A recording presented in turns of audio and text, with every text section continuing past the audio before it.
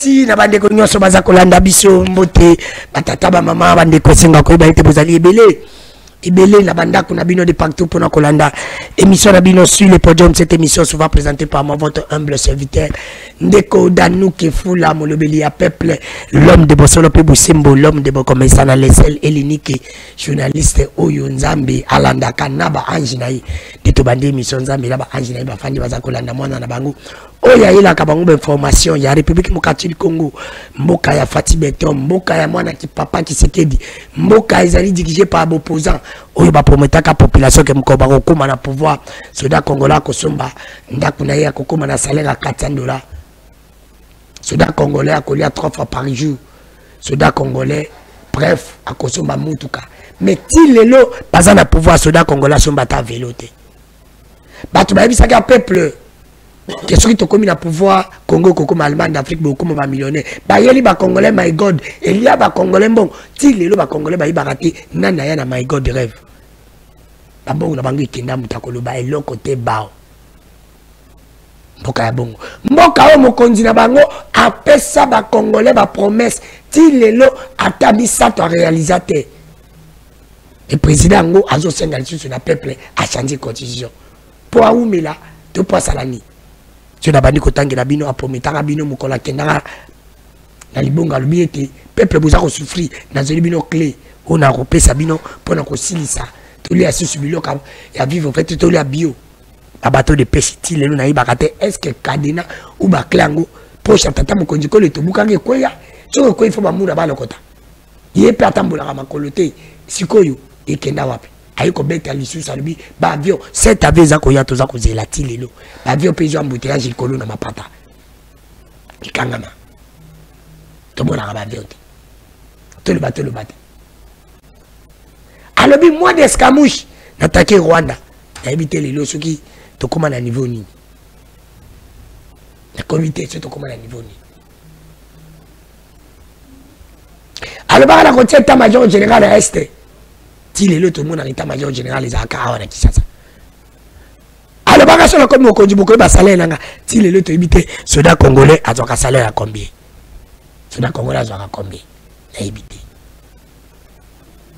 to le bateau nana za ko le ba Ndeko Danou Kefula zali ko le ba les sel elinique journaliste Nzamba landa ka bokoto mama kende ko benga papa na chambre yibisa Ndeko Danou abandi yibisa bana batika makelele so nga na sisi bo pisi bango télécommande batina bango novelas pas prengai elo comme sous ces ala raté ezali réalité mexi na pesi mbote na mauvais Jules Boulimbi na sepeli parce que mon vieux lelo penza reconnaître abinde ko petit na ngai Danou zali penza journaliste Nzamba landaka na ba ange na pesi mbote vieux na ngai place aux alikolanda bisou Mexi ezala kaka bongo. Je vais débuter cette émission pour la souhaiter joyeux anniversaire na Abbé Fredimbo Molokantoni. Abbé Fredimbo Molokantoni na province ya Mai-Ndombe na diocèse à Inongo, précisément azali na Bokoro. Je crois qu'il est parmi les responsables de la paroisse Sainte-Paulite mais Sainte-Croix.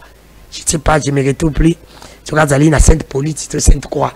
Na pesi bandeko na nganyon c'est la province à Mai-Ndombe précisément na Bokorombote. Joyeux anniversaire à toi Abbé Fredimbo Molokantoni.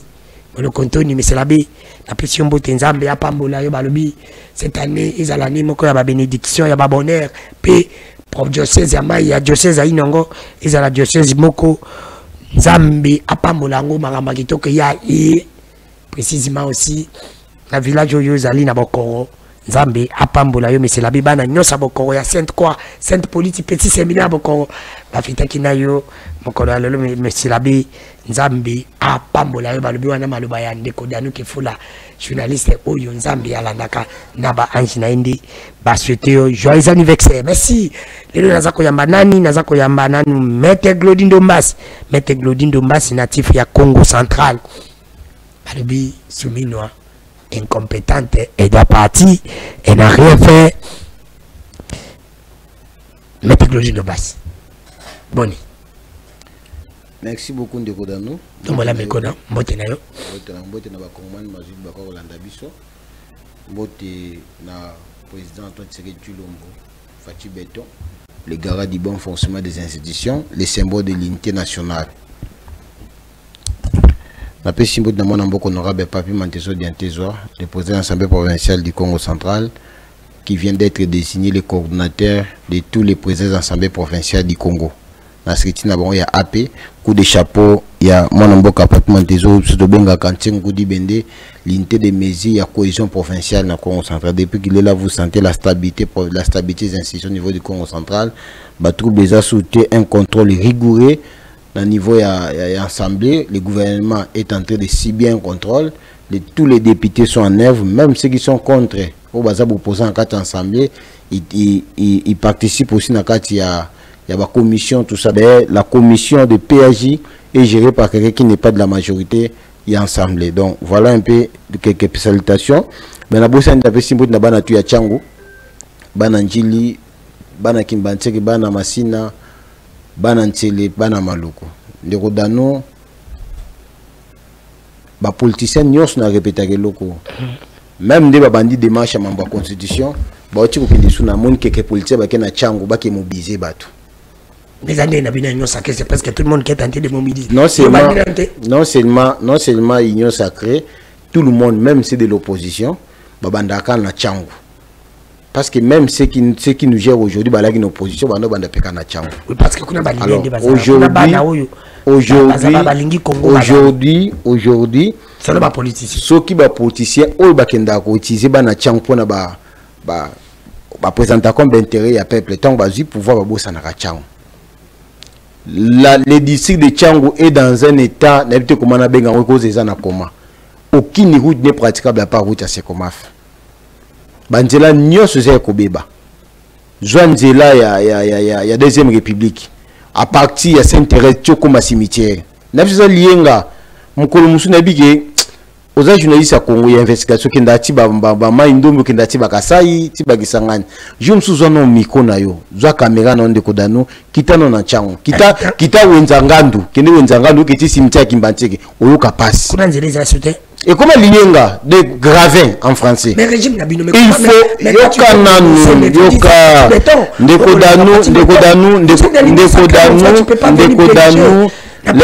laisse-moi finir. Je suis en train d'expliquer la situation. Mais oui, mais tu es Malembe. Maître Godin Ndomba, c'est communicateur de l'Union sacrée, mais Maître Godin Ndomba, ce n'est pas le ministre. N'a aucune fonction, aucune signature pour déclencher solution à votre problème. Même écoute, finalement, Fatih Ozako Kumisa, Yemutatika Alexis Kizaru, a Pesaye, deux mandats comme ministre de Fatih. Celui qui est le leader, la motion, l'Assemblée provinciale, Bazako Kalango, Bissambe Kvalbik, mais motion les a protégés par Manto Rapolitique. Dano, Ozalaka, Morobe la peuple, non? Mais oui. Ce qu'on dit, nous défendre des causes du peuple, nous avons été les mélangailles. Mais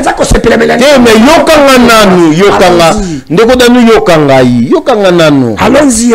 Maître Godin Ndomba, n'a signature, n'a ni ministre à ITPR, n'a ni ministre à finance, n'a ni DG à Foner, ni DG à office de route, ni DG à OVD, ni gouverneur à Ville à Kinshasa, ni bourgmestre.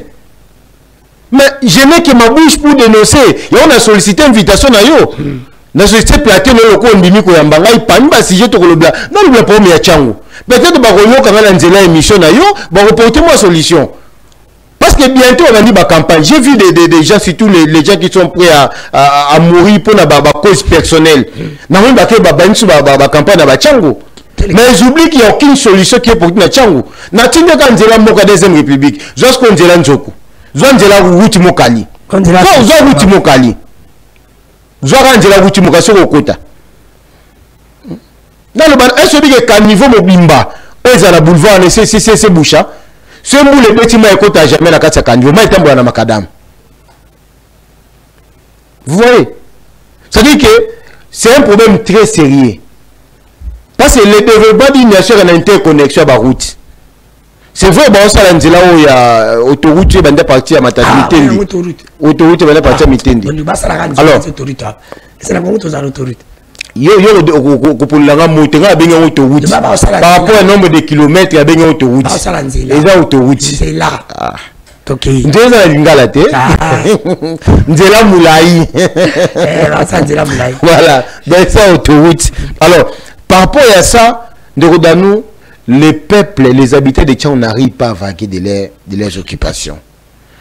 Imaginez quoi peut passer parce que la majorité des gens qui habitent là sont des journalistes. Baka koloka bako, musu basola ba mitu na ville, musu ba baba na kwata. Alors, azongi peut-être azika 5000 francs. Tant il y a à poste de transport là des bonhommes 150 ça dit 1500 francs. Quartier 1 200, ça dit 2000 francs. Sur un matin foutu 2000 francs. Tant on comme à la quartier 1, pour qu'il y ait cimetière, il faut un moto 3000 francs. Allez, vas-y, 5 000. Bon, on y a 5 000 à qui et si le gouvernement il fait 10 000. Voilà. C'est-à-dire, c'est ça la situation. Au lieu de commencer à construire ce bouton là, mais voyez un peu la situation qui est là. La constitution, mais ce que tu as dit, ça m'a touché. Tu as la Kinshasa, tu as la pomme Banzela. On reste là parce que les alliés peuple, mettez le Dieu Mbass. Qu'est-ce qu'il faut faire maintenant à Congo pour te sauver? Situation de embouteillage, situation de transport dans la ville province à Kinshasa. Parce que les gens ont dit mon cher mon contre ministre il te paye. Mais lui mon sango, je le confirme pas lever ça quoi on caméra avant de l'émotion. Avant de l'émotion il y a des élucides, avant de l'émotion il y a Gizaro. Il y a Gizaro. Il me semble je ne le confirme pas. Mais il met Glodino Basse. Ministre de la transport à la ville province à Kinshasa. Il fait quoi? Gouverneur à la ville province à Kinshasa, Daniel Bumba. Il fait quoi? Ministre à ITP.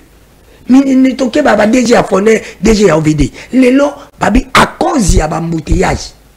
Embouteillage, c'est comme ça, on arrêté à la mais et comment on fait déplacer sur double? Ça veut dire quoi? Place 38 à 2000 fois, sur embouteillage, c'est 1000 babak ici. Maintenant, comment faire pour sauver cette situation? Vous avez la parole. Vous avez 10 minutes, développer un peu, de critiquer, proposer, ce qu'on propose. Allons-y. Nous avons la carte à mutema na sali prière. Allons-y. Et puis na miyoke lima wanga moko. Papa est ça toujours vivre. Parfois na mituni est-ce que bota ma congolais ali sumu. Et comme les sumu. So nzamba tunaka ba pays tout na biso fatu na mokili. E bili ngeba ya Congo, ngeba ya ba congolais. Ngala ngana ndima Congo mais ngana ndima président ngaza fatité. Moi jusqu'au mot répondre ba mituna ngana zo. Mutu bonne mtabaga ngai. Yo kana ngana yo tuningati. Moi, je suis un habitant de Kinshasa. Je suis né grandi dans cette ville de Kinshasa. Je suis né d'autres provinces, mais province où Azubo jeunesse, on a yebi, c'est Kinshasa. Nous, pour rien ne marche dans la ville de Kinshasa. VP m'a transféré au Tiabiso et Bloc à Bassan Cynique. Un autre problème. Alex Bino Bambouté, je sais, il m'a partout. Il a pas. Il a attendu le bambou, kakangé ma photo. C'est ça, moi, je vais Bambouté, je sais, m'a partout. Elle se fait que partout, ça va métro. Pas n'y a pas métro exaté. Elle se fait que partout, barrement des alasous, comme un train, wagon. Pas n'y a exaté. Elle se fait que partout, passeport est engagé. Pourquoi plutôt peigner est engagé? Pourquoi a permis aussi pour un peu de zongo? Non, tu as deux zongo pété. Elle dit ça, que partout ailleurs, n'a pas banzélé à souter. Espace de moment, tu as l'icolo. Pourquoi tu as l'icolo? Elle dit ça, sous que kuna bazanga bavioté. Pourquoi tu as un avion? Il faut pas prendre les mauvais exemples pour comprendre ce qui se passe au Congo.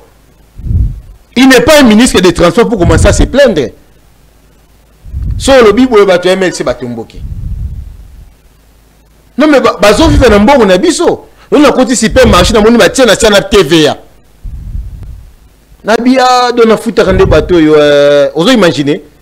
Donc ngambo on a passi na côté supermarché na futi bango.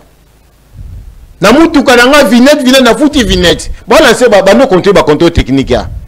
Donc faut na futa sous contrôle technique bango azimo baté na poche. Vinette na so to futa à chaque année. Donc où sont les routes? Na gana ba route à caractère ibé. Où sont les routes qui à ville à Kinshasa? Même dans le Béza, ils ont route à caractère provincial, ils ont route à caractère nationalité. Mais vous allez voir les députés provinciaux d'hommes. Vous allez voir qu'il n'y a pas de députés nationaux. On voyait quand même les députés nationaux de la ville de Kinshasa à l'époque de Jean-Marc Kabound. Lorsque ça ne marchait pas, il y a ça communiqué pour dénoncer la mégestion de la ville de Kinshasa. L'absence de l'autorité de l'État dans la ville de Kinshasa. Mais où sont les députés provinciaux, les députés nationaux il y a Kinshasa? Si ce n'est que va défiler, on ne sait pas gouverner ce papier, on a habité. Mais rien ne marche. Alors, situation de la ville à Kinshasa de Kodanou, sans peut-être un prophète, pour nous appeler jamais prophète, Bumba est plus piqué qu'Ngobila. Non, le côté le bas. Bumba est plus pire que Ngobila. Pourquoi vous tchaki? Il va t'agner sacré. Pourquoi va voter qui va tchaki ngate? Mais pas moi. Yo mon na connaît Bumba. Pourquoi ba belanga ba be ngate? Là c'est pas des choses, c'est l'union sacrée sur un commun. Mais vous subissez parce que vous êtes vous soutenez. Il faut démissionner. Mais je n'accepte pas ça. Je n'accepte pas tout. Je démissionne. Mais oui, démissionne comme communicateur. Papa. Bon bah nous manga. Na s'autoproclame ba nous manga pas si mais tu peux démissionner aussi. Je ne démissionne pas. Je reste à l'union sacrée. Moi le c'est pas Zani. Na bi ngo dévier mais le c'est pas Zani. C'est parce que au vivre trop régime à Kabila où on avait interdit aux gens de réfléchir. C'est faux. Les gens parlaient. Tu quand on a le bâtiment, c'est aussi nos débats. Nous avons comme co-débatteur, nous avons comme présentateur. Non, mais je dois quand même... Non, mais non, s'identifier, c'est définir avant ton émission. Parce que si on tourne une question, l'état que je réponds, c'est une sous-question. Il n'y a pas un problème. Non. Il faut me laisser aussi... Laisse-moi l'état de mes alors, il n'y a pas de temps. Avec votre autorisation, calme-toi, laisse-moi même 5 minutes, 5 kolobata. Allons-y. Merci. Les décisions de l'union sacrée ne nous engagent pas tous. Parce que ce n'est pas un contrat. Tu as un contrat d'adhésion, autant dit moi que l'union sacrée. Mais tous ceux qui prennent comme décision sont engagés tout le monde. Et dans le régime, il y a un régime au état des droits. Régime où liberté d'expression est garantie. C'est pourquoi nous dénonçons même les ministres. Nous dénonçons même les collaborateurs du chef de l'État. Mais à l'époque, ça ne se faisait pas. Il y a un FCS à l'écart de nous, à Temata, à Contedi, à Némi Moulin à l'époque. Tout Chadaï. Mais nous les faisons. Bazalaki. Bazatang Lanani. Attends, moi, Bazalati. On avait hypothéqué leur intelligence. Ils ont été un communicateur. Non, il était ministre, il parlait. Non, nous avons été ministre, il parlait. Qu'est-ce qu'il a parlé comme il était ministre. Il a cité le nom de qui n'a pas de détournement. Mais Alingé a cité le nom des gens. Toi, tu as cité Alingé. Alingé a cité le nom des gens qui ont détourné. Oh, mais c'est la politique. Il est apolitique. Qui est apolitique? Alingé est apolitique. Il a dit, il est apolitique, il a appelé la partie politique. Pardon. C'est toi qui es politique. Tu continues. Cite-moi les noms des gens qui ont détourné. Toi. Cher frère. Cite-moi les noms de deux. Au Salinga Vena Plateau, on a 5 minutes au Lobaté. Même pas une minute. Je te dis, cite-moi les noms de deux. Dans les Arabes, on est bandit de Tiko Soukakabo. Mais ma bête, on m'a dit ma bête. Il a quand même parce qu'il n'a aucun ça. Allons-y. Voilà. Allez, plus bref. Nous, les pays gérés de manière des membres. Dans la vie de Kinshasa a une autonomie. L'autonomie administrative, l'autonomie de gestion, l'autonomie financière. A même plus grave la personnalité juridique. Raison pour laquelle l'autonomie financière naïe, la vie de Kinshasa, c'est de tout le DGK. Régie financière. DGK n'a collecté la taxe, nous avons relevé dans la ville de Kinshasa. Et la taxe sur les ambons, il faut que tu aies poche, il y a gestionnaire de la ville de Kinshasa. Mais la taxe sur le quota et contribuer au développement provincial de la ville de Kinshasa. Mais vous allez voir que cet argent ne sert à rien. Nous payons les contrôles techniques. Nous payons l'autorisation des transports. Nous payons comment on appelle ça, la vignette. On paye toutes les taxes possibles. Même l'autorisation de bâtir de 0 à 3 niveaux. C'est la ville de Kinshasa. Mais où va cet argent? La recette va marcher. Où va cet argent? La recette n'y a pas d'établissement public. Où va cet argent? Ça va nulle part de Koudano. Mais où faut quel faut également les députés provinciaux? Rien du tout. Le président de l'Assemblée provinciale Lévy, rien du tout. Aucune question à la veille débat de un ministre, même un ministre pour ne pas parler du gouverneur, même un ministre. Tu veux un ministre à transport, tu veux un ministre qui a budget, c'est 4 mois pour foutre à mater. Bien sûr, 4 mois pour foutre à mater. Tu veux un ministre qui a ITP, a expliqué pourquoi Banzela, ils ont simbaté et ça. Nous, ce qui est grave dans ces pays, dans la ville de Kinshasa, ils ont maboulé fêté l'anniversaire. Liboulé sali 2 ans. 2 ans Liboulou. Qui est dans la sous-région. Liboulou a la terre, on n'est pas dans le coup de l'année passée. Ça dit que même moi, je suis Lili. Frère à Liboulou est à la carte. Regarde ce qu'on implique dans nos têtes. Quel est le péché que nous, les Congolais, te commettons pour nous recevoir dirigeant modèle? Dites-moi, Bumba. Tout ça, les sous-mounines. Tout ça, les soumis pour que Mbone va Congo va Mboko est en chance cité. Chance on se route à Wapi. L'incompétence de toi, quelqu'un qui dort. Même pendant les jours, lui dort. Bon, qu'est-ce que vous allez vous attendre à quoi?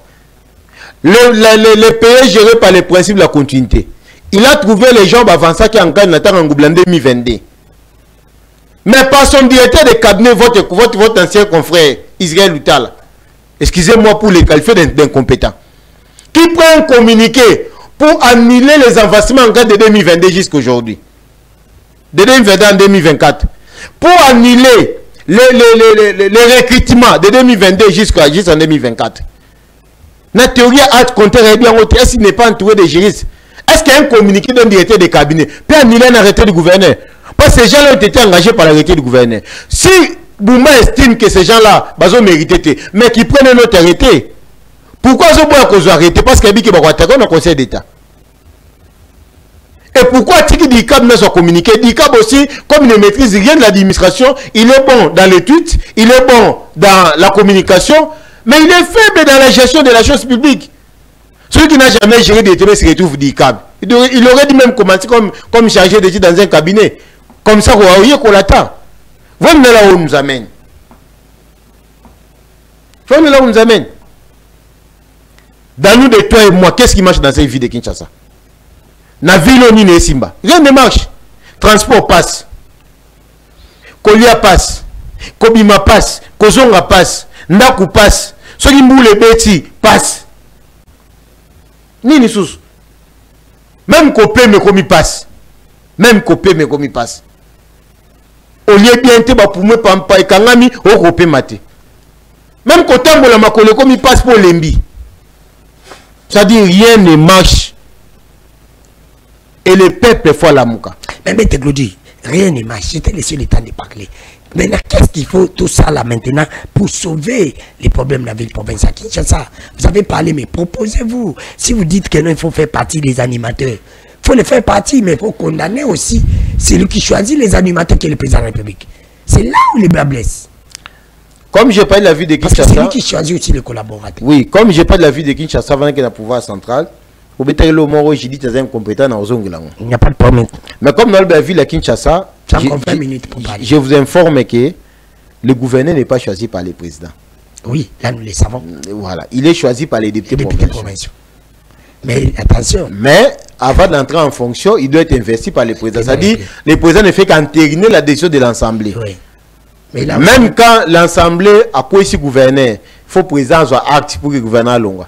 Ce qui fait que pour nous aussi, parmi les réformes, s'il faut modifier la conception de il faut décharger les chefs d'État parce que nous sommes dans la libre administration des provinces. Les provinces ont l'autonomie. Comment on a voté? Il faut qu'on en fonction pour que le chef d'État soit acte à investir. Ça veut dire que si le chef d'État investit pas, tu n'entres pas en fonction.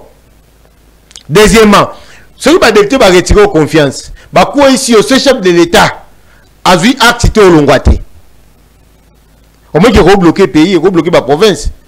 Parce que peut-être quelqu'un aurait des acquaintances avec les chefs ou bien avec les collaborateurs du chef qui bloqueraient les dossiers à ce niveau-là. Mais le député doit retirer confiance. Mais comment faire?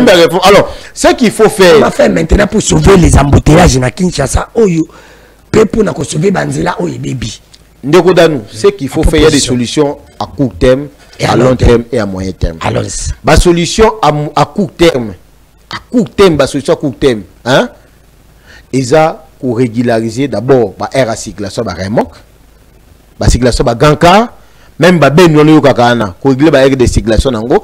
Deuxièmement, pour longo la bateau tu batte Kakana Banzela parce que va réduire la chaussée. Parce que bicycle belé. Troisièmement, pour réhabiliter parce qu'il y a beaucoup de routes secondaires qui existent. Mais c'est même comme impraticable, poto, maboulou et même ça va mortisser.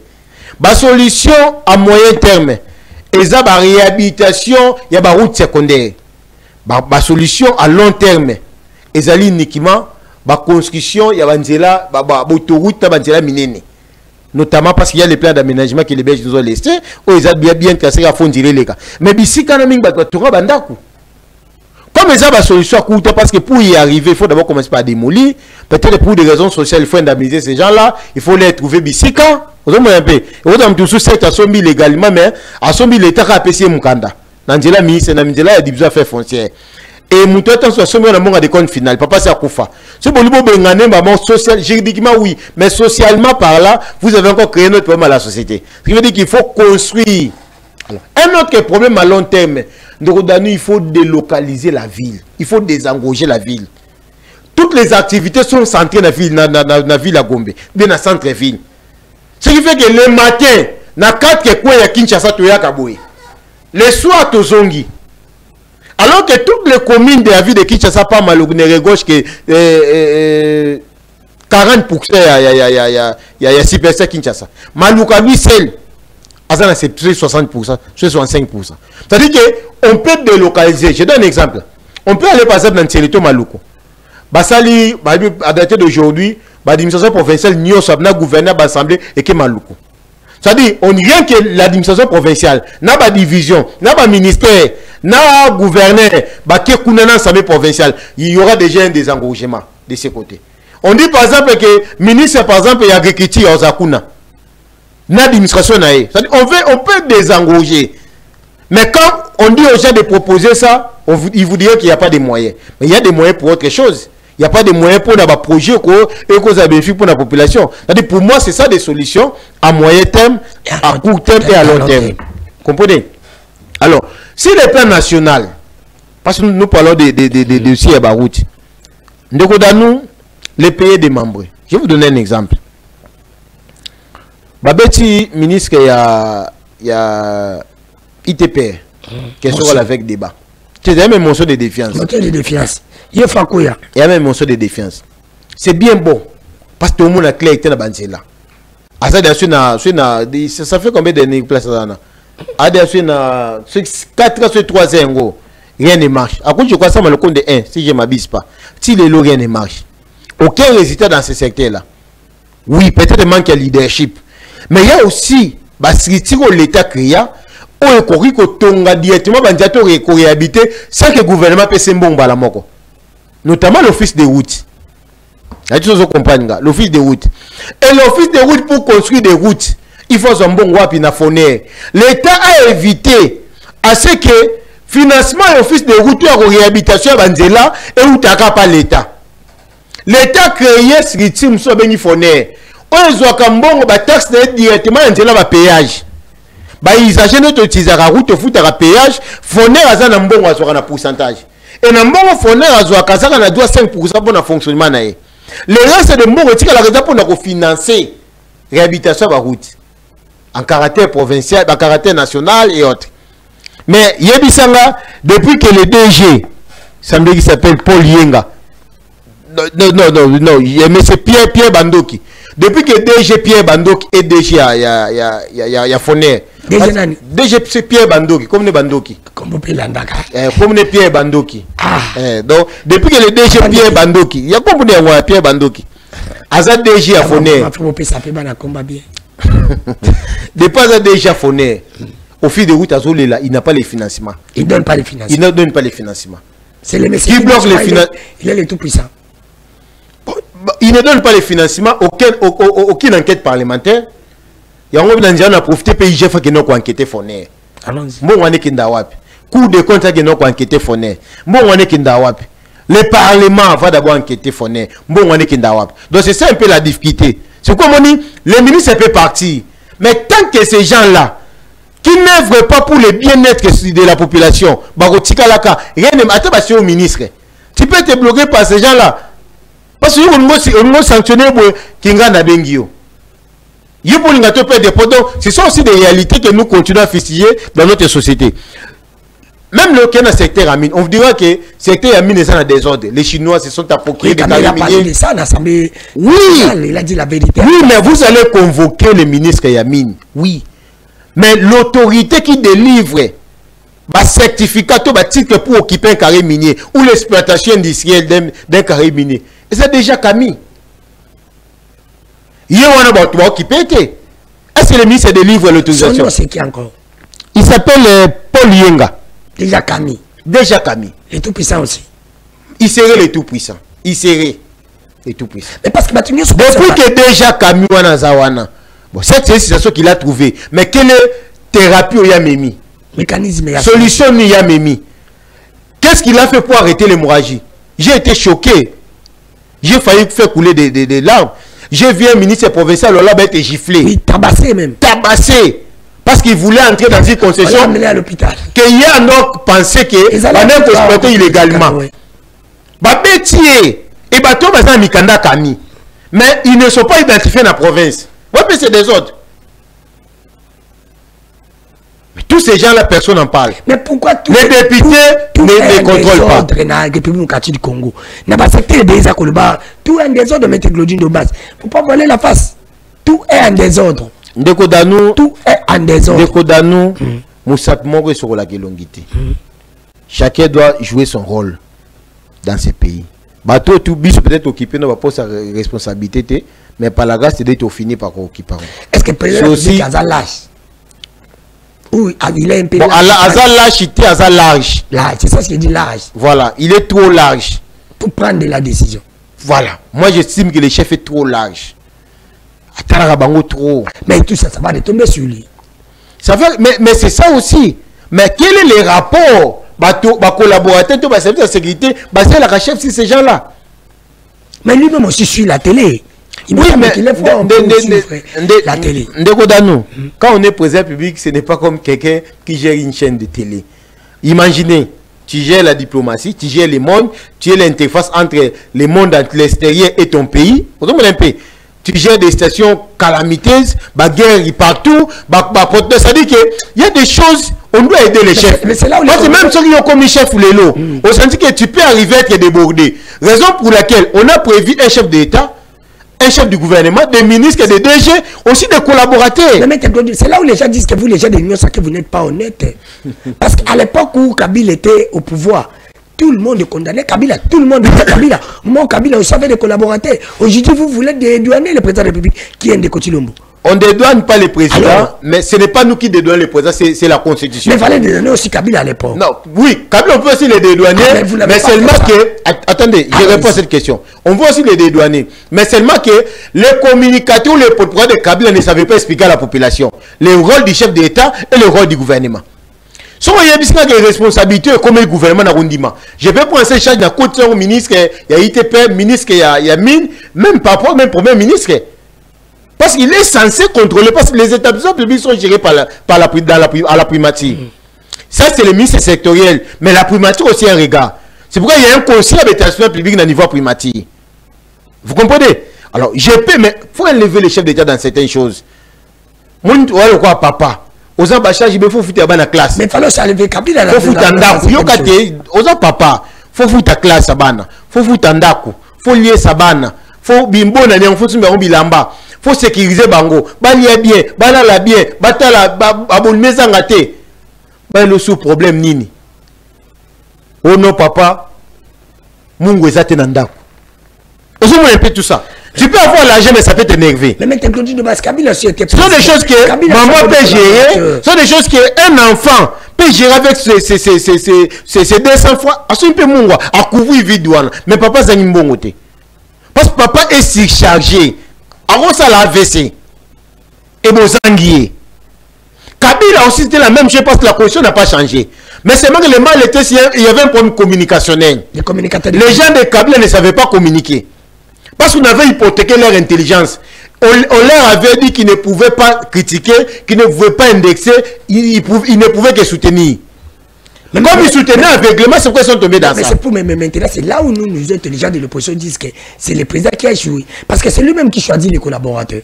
Oui, il a la capacité aussi de dire même à l'Assemblée provinciale. Tangi, parce que nous êtes de l'Union sacrée. Chef d'État Bakomaka 6 propositions. Oui, des premiers ministres. Oui, premier ministre ou des ministres tels. Alors, il y a un moment même, le chef d'État peut nommer, mais la notification, ils ont un chef d'État. Ils ont un ministre sectoriel, ministre titel, tout ça. Et il y a comme ta routine d'abord, superviser remise et reprise. C'est-à-dire que les chefs, dans notre système organisationnel, il y a l'État. Les chefs peuvent blâmer aussi les ministres, les ministres blâment aussi les mandats. Oui, les chefs peuvent. Mais c'est ça, je dis non. Mais c'est là où je dis qu'il a la non, on a fait comprendre comme un père. Parce que je suis père d'une famille. Pas moi, la population. J'ai des enfants. Non, même la population comprend. La population comprend. Je suis un père, j'ai une femme à la maison, j'ai des enfants, j'ai aussi les familles. La responsabilité partagée. C'est partagé, mais si le plan constitutionnel, les chefs d'État est dédouané de ces actes qu'ils posent. Alors il faut dédouaner aussi Kabila. Vous comprenez? Il fallait aussi dédouaner Kabila. Dans le Bissau, c'est que du vieux aujourd'hui, Kabila aussi l'a vécu. Et ce que j'ai dit que ça n'engage pas le président, ça n'engageait pas aussi Kabila. Mais les gens de Kabila ne pouvaient pas communiquer, avaient une difficulté communicationnelle. C'est pourquoi c'est Kabila fallait que c'est Kabila fallait bon Tiabiso courant, c'est Kabila fallait Akitiabiso lipa, c'est Kabila fallait Akitiabiso Adongezo Banzela. Vous voyez un peu ça? Voilà si ça guerre. Oh, c'est la politique du gouvernement. Mais chaque ministre, conformément à l'article d'entrée à la Constitution, est responsable de son département. On a manqué les pays pendant longtemps. Même si c'est en retard. Mais vous avez vu quand Bembe Veni, qu'est-ce qu'il a fait? Il s'est bâti quand même permis. Bientôt, tout le monde. Oui, malgré ça, c'est un peu cher. Mais au moins, on est rassuré qu'il y a un partenaire. Mais pourquoi le lot n'a pas passeport puisque nous avons un passeport? Depuis qu'on a signé le contrat avec les partenaires à côté, pourquoi on a un problème avec la plaque à immatriculée, la plaque à Mitouka? Pourquoi on a un problème avec beaucoup de choses? Parce qu'on a voulu casser le lien là qui existait. On a oublié le principe à continuité. Que même s'il faut changer un partenaire, il faut respecter. Il faut d'abord que comment il travaille. Et vous allez changer en fonction de ces résultats. Parce que tout contrat a un délai. Ça peut être de 5 ans, de 10 ans, de 15 ans. Maintenant, sur le cas, pourquoi changer à Moutapéa, j'étais Tissiko? Même moi, le Kasumbalé, ça partout. Pourquoi on ne change pas? Il y a aussi les tout puissants. C'est le même Chinois. C'est M. Simon. Ah. C'est le même Chinois parce qu'il y a un contrat. C'est Simon, donc Simon. Yewana. Quand il y a un contrat pour Yamini, au Tête du Fleuve. Mais c'est Simon a compté au Tête du Fleuve. Contrat, il y a péage. Il y a péage. Parce qu'on l'a trouvé, mais avec le régime du président, on l'a encore renouvelé. Alors, il faut dire bien. Vous comprenez? Alors, quand on a le régime Nabisoyo, le président Mantizo avait dénoncé le Logo Yaronatra. Vanti et Logo Samana Onatra. Mais je peux te dire qu'on a cédé. Et Logo Koti Yaronatra Mbongo. Et Logo Koti Yaronatra Mbongo, c'est d'habitude soit bien Teki Yango, mais c'est depuis l'Onatra qui gère ça. Na Kati Yapor Onatra, j'ai oublié le nom Nabosani. Il y a un truc qui la place va décharger, va contenir Nyoso. C'est plus l'Onatra qui gère ça. C'est qui gère? Une société là, il y a des Saoudiens. Parce qu'on a 30 à 4 entreprises, mais le côté Rambon. Le côté Rambon, il y a un peu de gérant. C'est quoi, il y a ça depuis Kalabé, comme c'est un régime à fait. Non, et comme ça, Kalaté. Le régime à fait. Donc, tu dénonces il y a contrat Bolloré, na Onatra, ou bien il y a exploité pour pendant 30 ans. Échanger forme. Parce qu'on a un salaire. Bah syndicat va comment le n'a pas chef d'état, ceux qui me bah syndicat on a va commencer comme là yo. Merci. On comprend. Alors, Nana le belo comme ça. Si je t'accorde 3 minutes. Parmi bateau to benga tout puissant. Beaucoup yo. Ndeko danu zwa mikono na caméra kende na FPC. Fond de promotion culturelle. Kuna mtaza kuna nani chanteuse nani Babara Kanani. C'est pourquoi je confondre chant la gestion de l'établissement public. C'est pourquoi je confonds des ténors, la gestion des dossiers. C'est pourquoi je confonds des clips, la gestion personnelle. Comment on a clip de yo longwa kuna? Yo so neso ko zalawa. C'est dire pas je confonds des bongo. Yo longwa na longolo musala. Babara zolonga musala. Donc, j'informe les chefs d'État, j'informe les autorités. J'informe les autorités. Il y a un des autres qui vient à niveau FPC et sous l'œil fermé, il y a un ministre à Titel, ministre à Kilti, à Madame Yolande Lebi. FPC comme établissement public, le chef d'État a nommé un conseil d'administration géré par l'un des présidents de la Ligue des jeunes à IDPS, Emmanuel Dioko. Cet établissement public, comme la PCA, la direction générale n'a plus tous les pouvoirs qu'il avait avant. La loi qui organise l'établissement public et le code du travail veut à ce que, à chaque fois qu'il y a un mouvement de l'un des cadres de direction, il faut le conseil d'administration. Malheureusement, ce que nous constatons, un groupe, il y a un directeur, notamment un directeur qui serait décidé en électricité, mais il est devenu directeur. C'est pourquoi il confond à code, câble et gestion personnel. Il s'appelait Onokoko. Batetla ba te ba des autres na mboko batetla faut tala bango bien. Alors ba groupe ba directeur ba sali memo ba komeli ministre la titel ba findi conseil d'administration que ba zo bloquer FPC ba fundi et manina des administrateurs parce que des administrateurs ba comment porte-parole les DG. Allons-y. Donc ba fundi mais là comme ba directeur nous a dit comment nous commis memo na comme la biso nyoso alors que nous ne sommes pas associés. Qu'est-ce qu'ils ont fait? L'un des directeurs Jean-Philippe Kapoya, le directeur Kapoya va écrire na DG. Bah on va comme le ministre mais il y a comme le DG que madame le DG je n'ai jamais été consulté na démarche on n'a pas voir de conséquences. Ces démarches ne m'engagent pas. Parce que si les 19 cadres de direction qui composent l'FPC, on va signer qui 8 va signer qui les 8 on a pas commis. Notamment directeur Kapoya, directeur Omar et les autres. Alors, tant Kapoya, directeur Kapoya commis, déjà le local utilisé en tête il y a Moussala, c'est que ils a faute dans le droit du travail. C'est là où il a inventé faute. Il y en a besoin de confondre ton base na gestion traitement des dossiers. La Barbara Kanam. Barbara Kanam. Alors tu finis là. Quand il a confondu ça à suspendre les directeurs, à ouvrir action disciplinaire. Une démarche qu'on a saluée parce qu'il savait que ça allait aboutir. Lui-même, qu'est-ce qu'il fait? Il a levé la suspension après 15 jours, mais il n'a pas clôturé l'action disciplinaire.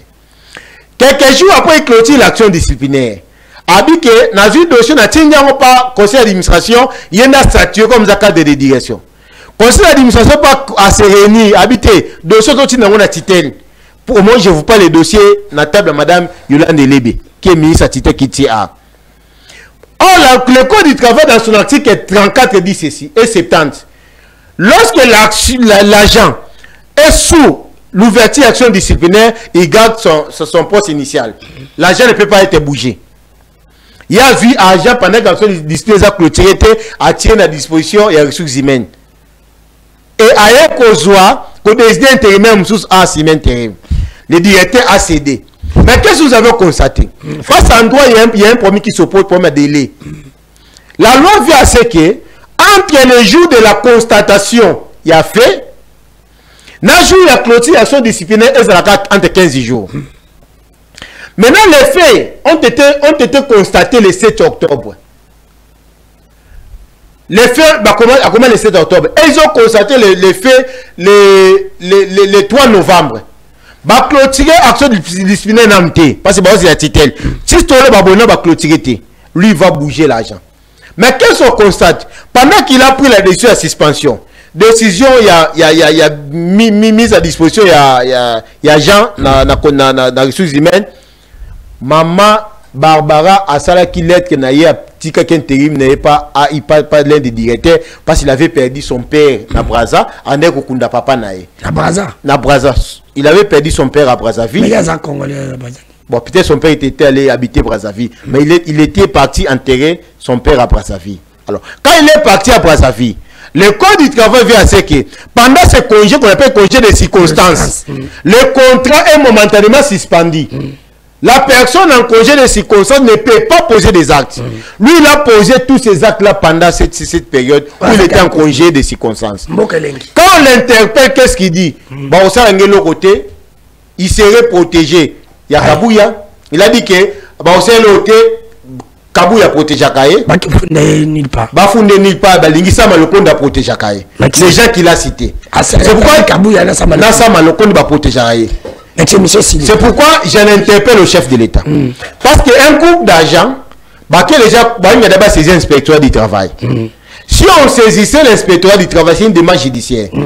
Mais ça va engager le FPC dans un contrat, plutôt dans un procès interminable.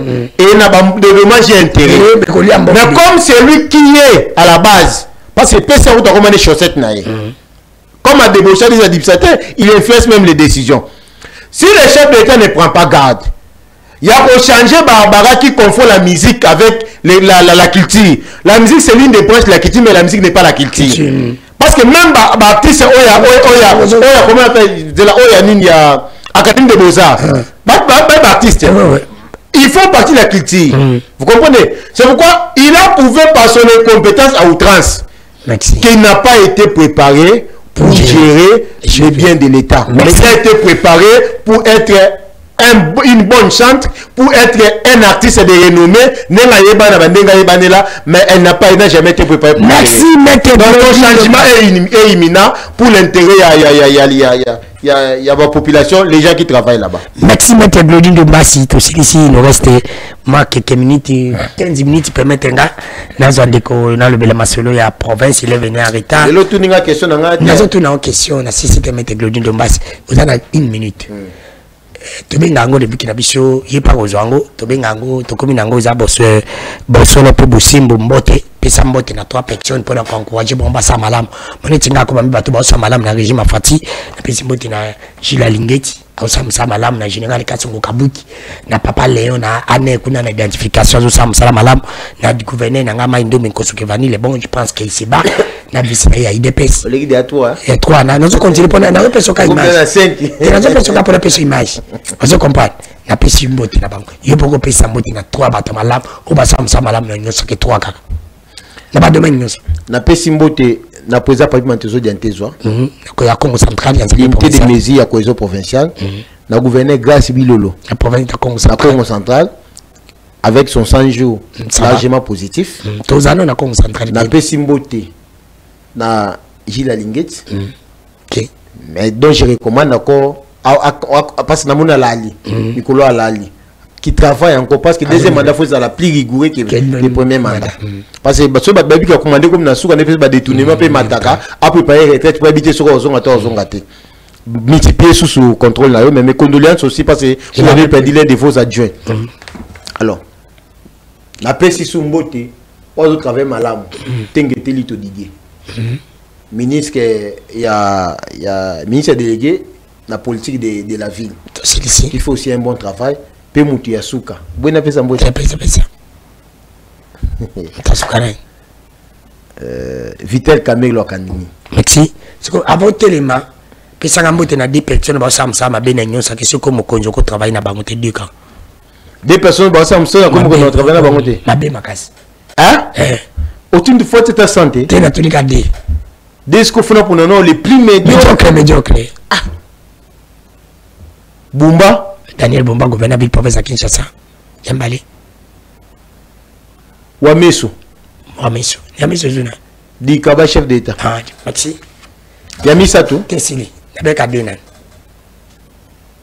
non on m'a dit tout aussi ça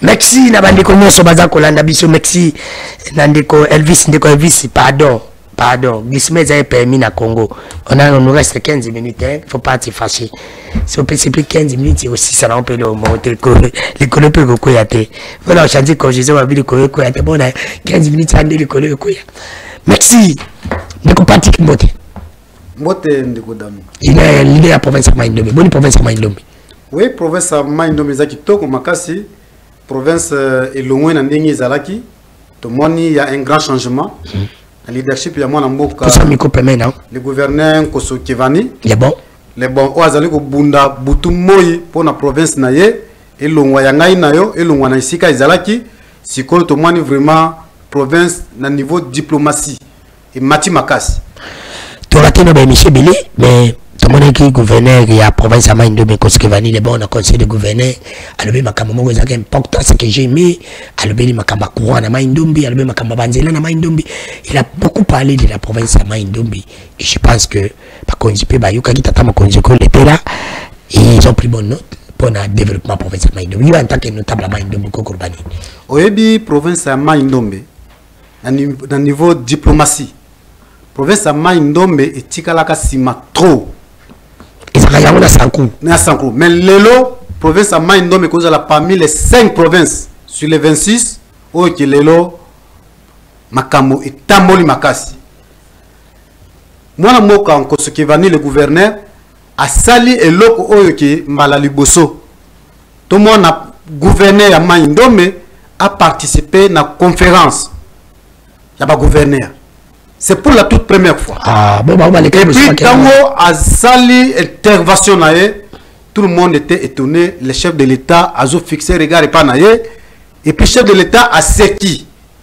Donc, pour dire que, à Bundeli, à l'Obel Makamou, il y a insécurité, il y a quoi Muntu. Il a parlé de ça aussi. Tellement que Kina est zongi.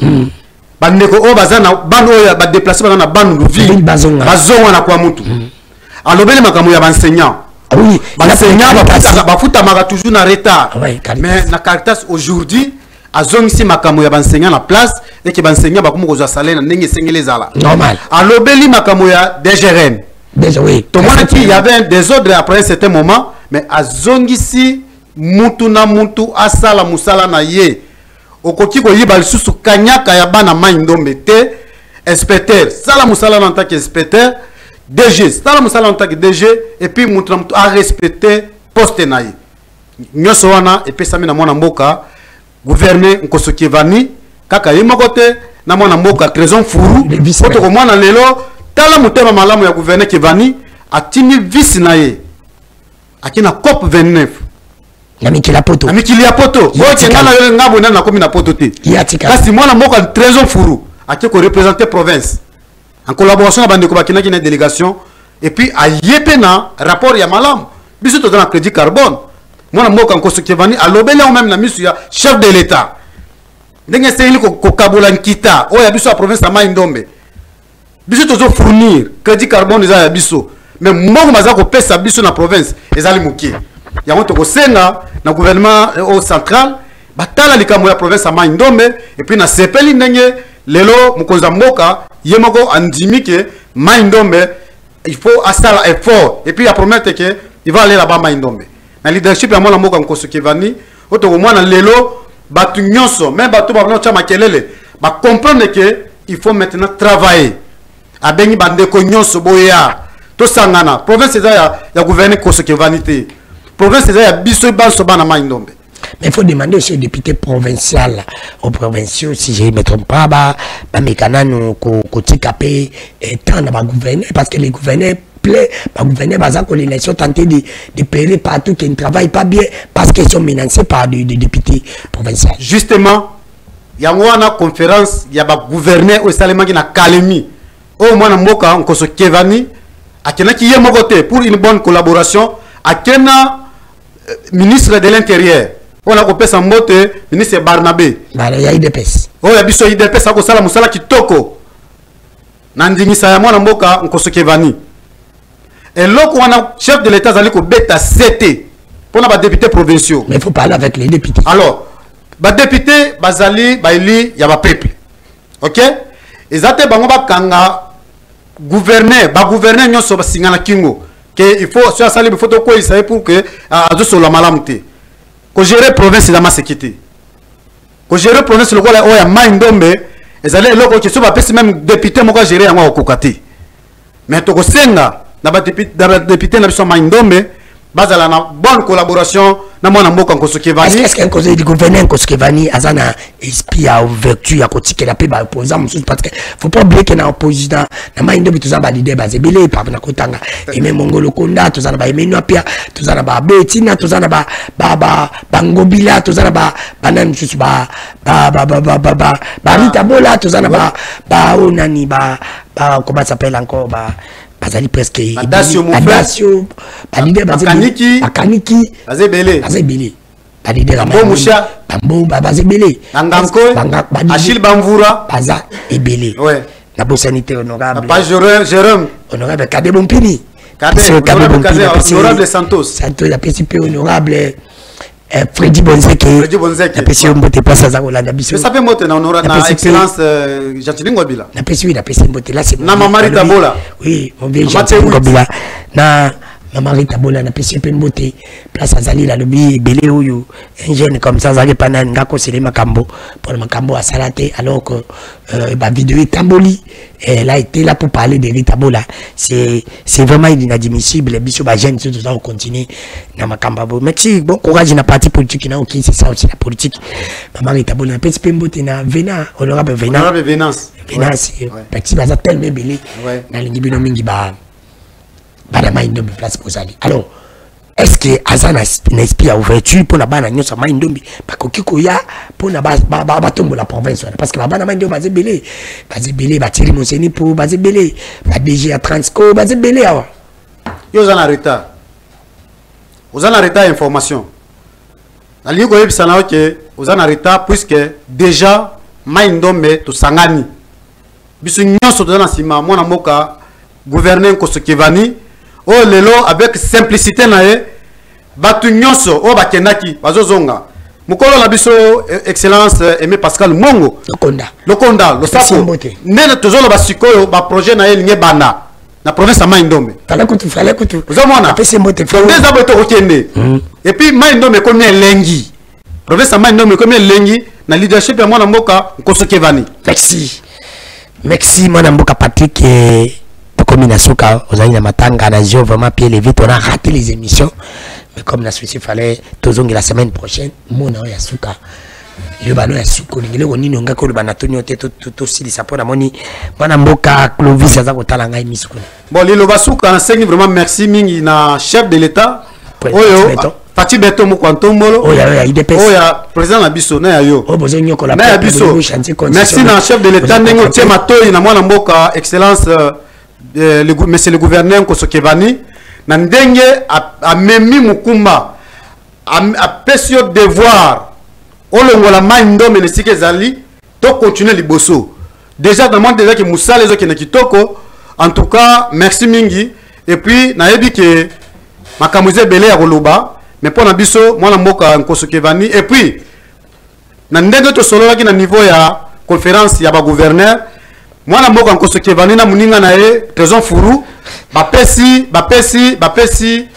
déjà mot d'ordre na Mai Ndombe toujours sensibiliser population pour soutenir disons ya chef de l'état pour la révision de la constitution ndenge mwana mboka Kosokevani a eu décision cette fois-ci na makamwa ya chef de l'état to ko rater eloko moko te nous allons soutenir le chef de l'état à 100% pour que province Mai Ndombe elongo na libulu et mata ndenge zali ko mata et merci mingi na mwana mboka Kosokevani na musalo zali ko sala oto ko mwana lelo c'est toute la première fois que gouverneur a comme à niveau que alobela Mai Ndombe na libanda ba gouverneur so bavandi ba yoki a teba ba peya na musala apesi ba musala donc on sentit que collaboration za kitoko. Merci. Mwana mboka Patrick émission Sili mais nazo tuno mutuna moko poto Sili savana zo ba question moko ye bandeko boso ndeko danu kefula tuna invité na yo diplomatie azali kolobake et matina na gouverneur abengi déjà ba investisseur combien na Inongo c'est Elvis Boluka depuis Mongafula. Merci bande kwa zako landa bisibili ah zakati na répondre elle a de mettre Claudine na répondre alors message de bela na répondre na liko website que investisseur déjà kalaté bazo comment puisque les gens ne comprennent pas les choses ceux qui le commun à pouvoir ils attendent mal moko ba investisseur ba ye moi moko Kosokevani même pas une année même pas à ça ta mikole belete abali musala sikat le quoi la bandi sika azana ba négociation azana ba négociation que ça soit ibana mboka que ça soit sur place azana ba négociation pour que l'investisseur baya déjà ba turc déjà bazo kita na terrain donc tout le monde ba nani ba mindele muso bato kita kuna na province donc ça veut dire que diplomatie eza likolo agitation cette fois-ci Mai Ndombe toboyi agitation nous devons travailler c'est ça pour l'intérêt de la population. Bonsoir la radio ah non la télévision bonsoir la radio parfaite nalanda kabino Bonabokebi félicitations na gouverneur ya province ya Mai Ndombe. Merci ndeko na ngai. Bonsoir ndeko danu kefula tuna invité na yo ya liboso oyo alobi Kamere azako sala musala malamu me balobi yende muto azali ko batela DG ya SNEL na ministre ya infrastructure. Salut ndeko danu yebisa invité na yo ke batika kolobela Kabila pour Kabila mba mokolo moko te aloba ba collaborateur ezalaki kaka ye moko. Salut ndeko danu émission kitoko merci na invité na yo batika ba gouverneur ba travailler sur ma province nyonso. Merci beaucoup. Sakala. Salut ndeko danu kefula journaliste oyo nzambe alandaka na ba ange na lela fort de konga pe la lela fort yebisa invité na yo aza na raison babara abetaka musique tala merci puis beaucoup yo tala merci et monsieur Sidi mbote na 3 petits no ba sala musala malamu selon yo ya nyo sacré ya liboso 3 yo ko le kate ya liboso na pesi mbote na mwana moka monsieur le gouverneur Nkoso Kevani les bons les bons Yami Balé na pesi mbote na Jules Lingete okay. Et patriarche merci ouais Yami Sato na pesi mbote na le VPM de l'intérêt Jacques Chabani ouais ya ko sala musala kitoko lelo en collaboration na ba ministre provinciaux ba musala sécurité ezaki vandi vraiment ndenge sengeli vanda merci pesa mbote na batumi balo ba samsama bi ozongeli makamona yo nabi mi bale ba samsama bi ozongeli makamona ndo ozongeli makamona yo bale na souffrir pona koma place onde ça là c'est na wuti kuna na pona koma na en tout cas ministre Jean-Pierre Mema pardon hein toza biso na ba congolais tika na yo kaka tika papa tika les amu kumba munene et puis yo poko kanope tika kaka merci Yami Balé alobaka toujours que maman Judith vraiment en tout cas pardon maman Kende merci ko kende na makasi te mais yo moko kaka kende puisque to sala musala malamu te chef de l'état a besoin ya batu ya malamu merci na bande ko nyoso balanda kibiso bo s'abonner na chaîne na bisa YouTube Ndeko Dano TV ko to s'abonner partager na kozonga na ba mi balé semaine prochaine ba ko za émission Maître Glodine de Basse na ba message nezali na kozonga pena Ndeko Patrick merci mais na le bela dossier Montréal pardon s'il vous plaît na moni na le bela ka dossier moko na CCTV na émission rendez-vous des auditeurs na le bela ka dossier o izali ko le kana ministère ya Kitue a Mama Yolande Ilebe je le continue à le dire ils ont un dossier za ko le kana ministère ya Kitue a dossier wana ezali nini baja batelemisi Ndeko Dano balobi ke bazali ko kata bango mbongo bazali ko kata bango 60 000 francs congolais na chaque salaire na bango et c'est là baja bozola nanga très bien balobi bakendeki na banque na bolata na komba banque wana liste na banque bakata kambongo akende ko tika so liste na budget bakata kambongo na baja wana balongola ka bango 60 000 francs congolais kuna na ministère Kitue boyoka salaire à chef de service à 229 000 francs congolais sur bakati 60 000 elle va comme le secrétaire général na bango abedi ayeko komela bango lettre wana ezali alobi bozala malili ndiko za problème technique moi prochain bakokata binote moi prochain bakati lisusu bango bakati bango Ndeko Dano ke fula bolobela pepe na yena lobi yango na moni secrétaire général ya bedi atindi ba communicateur na yena senti mabeta droit de réponse soit disant été Ndeko Dano ba reconnaître que baza ko kata bango mbongo mais mutu ezate que secrétaire général nda defa kimbo ngai na lobby oyo ba Jean na kuteki na bona nzela ba lobelinga mais ce qui est vrai que je ne confirme pas monsieur Abedi mais moi baza ko kata mbongo 60 000 francs congolais mais yo lobby ko zali le tout puissant et puis lisusu okoma ki lettre obi ke ba ko kata bango su pe na mo ezali ko ezali ki problème technique mais na mo ngone ki ba kati lisusu bakati bango sumbongo wana ezali peuple nga za na pomete na yebi ete ni de près ni de loin mais wana ezali makambo ya peuple batu na otindi ke luka batabala botinda balo ba doit de réponse otinda ki ba yebo communiquer te ba communiquer mabe e feka bandimi ke baza ko kata mbongo ezali réalité oyo journaliste nzamba landaka ngaso na libi kambu ezalaka bosolo pe lisusu tata mokonzi kolo nazali ko senga na gouverneur ville province ya Kinshasa Daniel Bumba na Bumesa commune ya Kitambo na décision oyo bozwaki pour l'instant le Vérodium ko pesa soki libanais soki indien autorisation atonga station essence na terrain Vérodium bana Kitambo tozali côté de Milango mais le col la stade Vérodium ezali privé ya basango on ne peut pas obliger na basango batia moto balingi bakoki ko sala boutique bakoki ko tie loko nyoso balingi même supermarché mais station na terrain ya football ekoki ko sala maté responsabilité ya Boumesa Kitambo ozana kati responsabilité ya gouverneur abi ezana kati parce que vous avez donné l'autorisation en tant que mon Kitambo nazali côté Milango nous demandons bolongola autorisation o bopesa ki chinois na so libanais bon tout na so libanais so chinois est-ce que na Inde na Chine batia ka terrain ya football na station place moko etikala ko salima tata mokonzi ko zala ndeko moko lobi ko botama na Congo ezali bénédiction mais qu'on vive na Congo peut qu'on soit président comme Fati Beton et comme une malédiction tata mokonzi ko loani comme abe peuple abaye yo eza réalité na 4e émission pour s'abonner na chaîne nga YouTube yange sila kaka bongo oya ko sepela sepeli o pa ko yina yini ezala ngondi basango balobaka amen oya zala mutema ko bomba abomba oya zala makasa ko sala asala oya sepeli o pa sepeli te to ko tan lobby bye à la prochaine de ko Elvis lobby ya bon week-end à toi.